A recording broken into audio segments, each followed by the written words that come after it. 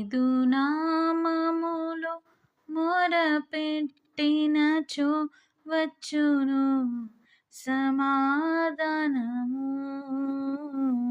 నీదు నామములో మొరపెట్టినచో వచ్చును సమాధానము.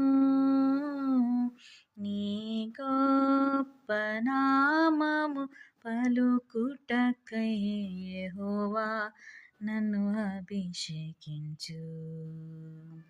నీ గొప్ప నామము పలుకుటకై యెహోవా నన్ను అభిషేకించు.